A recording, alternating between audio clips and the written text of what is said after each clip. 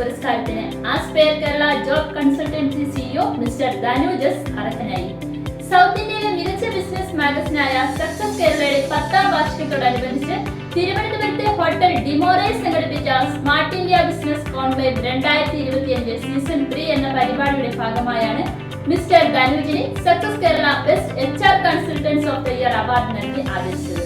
മന്ത്രിമാരായ രാമചന്ദ്രൻ കടന്നപ്പള്ളി, ജെ ചിങ്ങരാണി ചേർന്ന് പുരസ്കാരം സമ്മാനിച്ചു. VK Prashanth MLA excellence certificate കൈമാറി. വാർഷികാഘോഷത്തിന്റെ ഉദ്ഘാടനം മന്ത്രിമാരായ രാമചന്ദ്രൻ കടന്നപ്പള്ളിയും ചിഞ്ചുറാണിയും ചേർന്ന് നിർവഹിച്ചു.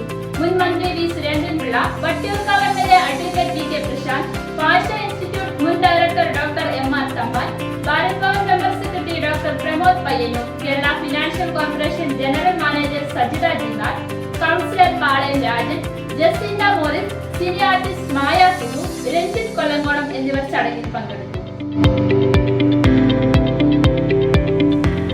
ഹായ്, ഹലോ, എൻ്റെ പേര് ധനുജ് എന്നാണ്. ഞാൻ വരുന്ന ആലപ്പുഴയിൽ നിന്നാണ്. ഞാൻ നടത്തുന്നതൊരു ആസ്പെയർ കേരള എന്ന് പറയുന്ന ഒരു HR കൺസൾട്ടൻസി ബിസിനസ്സാണ്. അപ്പോൾ ഞങ്ങൾ കേരളം ഫുള്ള് ചെയ്യുന്നുണ്ട്. ഞങ്ങൾ മെയിനായിട്ട് ഫോക്കസ് ചെയ്യുന്നത് നോൺ IT ആയിട്ടുള്ള സെക്ഷൻസാണ്. അതായത് സെയിൽസ്, മാർക്കറ്റിംഗ്, ഓഫീസ്, അതുപോലെ തന്നെ സെക്ഷൻസാണ് കൂടുതൽ ഹാൻഡിൽ ചെയ്യുന്നത്. അപ്പോൾ നിങ്ങളുടെ കമ്പനികൾക്ക് എന്തെങ്കിലും റിക്വയർമെൻറ്റ്സ് ഉണ്ടെങ്കിൽ ഫ്രീ ഓഫ് കോസ്റ്റ് ആയിട്ട് തന്നെ നമുക്ക് റിക്വയർമെൻറ്റ് ചെയ്യാൻ സാധിക്കും. പിന്നെ എൻ്റെ ഒരു സ്റ്റോറി എന്ന് പറയുന്നത്, ഞാൻ എൻ്റെ ഒരു +2 കാലഘട്ടങ്ങൾക്ക് ശേഷം എന്ത് ചെയ്യണമെന്ന് അറിയാതെ ഒരു സമയമായിരുന്നു. കാരണം പഠിക്കാൻ ഡിഗ്രി പഠിച്ചു കഴിഞ്ഞാലും കിട്ടാവുന്ന ജോലി ഏകദേശം സെയിം ആയിരിക്കും എന്ന് ഞാൻ വിചാരിച്ചു. അപ്പോൾ ഞാൻ +2 പഠിച്ചു കഴിഞ്ഞ് നേരെ എനിക്ക് ആ സമയത്തൊക്കെ സംസാരിക്കാൻ ബുദ്ധിമുട്ടുണ്ടായിരുന്നു. കാരണം എനിക്ക് സ്റ്റാമറിങ് ഇഷ്യൂ ഉണ്ട് ആ സമയത്ത്.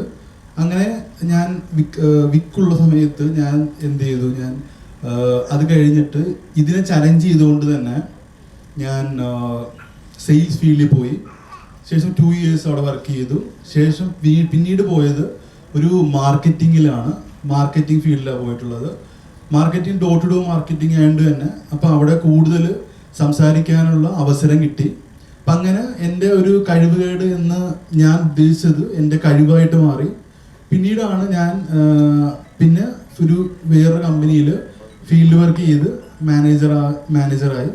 പിന്നീടാണ് ഞാൻ ഇങ്ങനെ ജോലി ചെയ്ത് പോയി കഴിഞ്ഞാൽ എനിക്ക് സക്സസ് ആകാൻ പറ്റത്തില്ല എന്നെനിക്ക് മനസ്സിലായി. അങ്ങനെയാണ് ഞാൻ ആസ്പെയർ കേരള ഉള്ളൊരു ഫേം സ്റ്റാർട്ട് ചെയ്തത്.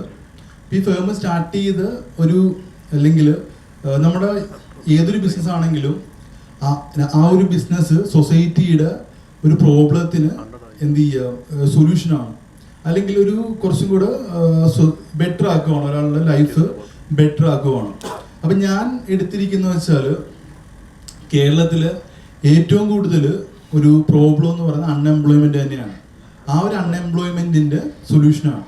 അപ്പം ഞാൻ ജോലി സമയത്തും അതുപോലെ തന്നെ ജോലി അന്വേഷിച്ച സമയത്തും ഞാൻ അഭിമുഖീകരിച്ച പ്രോബ്ലംസിന് എന്നിലൂടെ ഒരു സൊല്യൂഷൻ കാണണമെന്ന് ഞാൻ വിചാരിച്ചു. അങ്ങനെ ജോലി തേടി നടന്ന സമയത്ത് തന്നെയാണ് ഞാൻ ഈ ആസ്പെയർ കേരള എന്നുള്ളൊരു കൺസെപ്റ്റ് ബിൽഡ് ചെയ്തത്. അങ്ങനെ ശേഷം ഒരു സ്റ്റാഫിൽ നിന്ന് തുടങ്ങി ഇപ്പം 30+ സ്റ്റാഫുണ്ട്. ഇപ്പം എൻ്റെ കമ്പനിയുടെ എല്ലാം ഫീമെയിൽ സ്റ്റാഫ് തന്നെയാണ്, എല്ലാവരും ഫീമെയിൽ സ്റ്റാഫ് തന്നെയാണ്. ഇപ്പം 8ാമത്തെ വർഷം കംപ്ലീറ്റ് ആയി. ഈ ഒരു ബിസിനസ്സിന് എനിക്ക് കൂടുതലും കാരണം ഞാൻ കുറച്ച് എത്തിക്സുകളുണ്ട്. ലൈക്ക് കൃത്യം ഒരു 5ാം തീയതി തൊട്ട് 5ാം തീയതി സാലറി കൊടുക്കുക, അതുപോലെ തന്നെ അച്ചീവബിൾ ആയ ടാർഗറ്റ് വെക്കുക, അത് അച്ചീവ് ചെയ്യാൻ നോക്കുക. അപ്പം അങ്ങനത്തെ കുറച്ച് കാര്യങ്ങൾ വെച്ചിട്ടാണ് എൻ്റെ ഒരു ബിസിനസ് ബിൽഡ് ചെയ്തെടുത്തിട്ടുള്ളത്.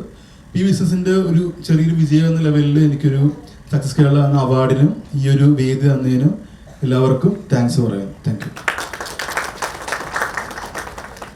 ധനുജ് ഈ ധനുജിനെ ഞാൻ നേരത്തെ പരിചയപ്പെട്ടാണ്. വളരെ യങ്, എനിക്കവിടെ 22 ഇയേഴ്സേ ഉള്ളൂ.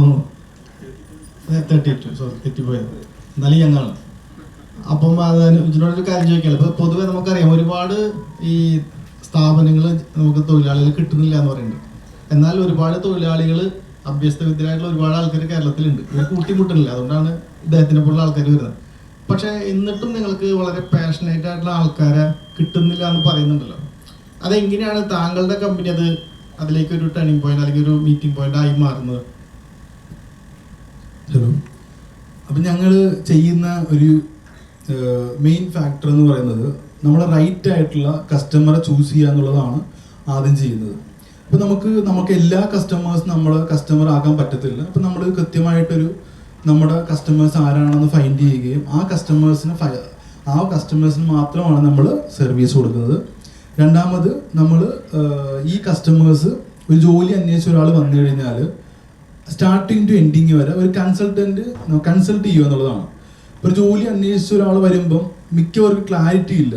കാരണം അവർ ക്വാളിഫിക്കേഷനും ഉണ്ട്, സ്കിൽസ് ഇല്ലാത്തവർ, സ്കിൽസ് പൊതുവെ ആൾക്കാർക്കില്ല. കാരണം പഠിക്കുന്നത് നാട്ടുകാരും വീട്ടുകാരും ഒക്കെ പറഞ്ഞിട്ട്, കൂട്ടുകാരൊക്കെ പറഞ്ഞിട്ടാണ് പഠിക്കുന്നത്.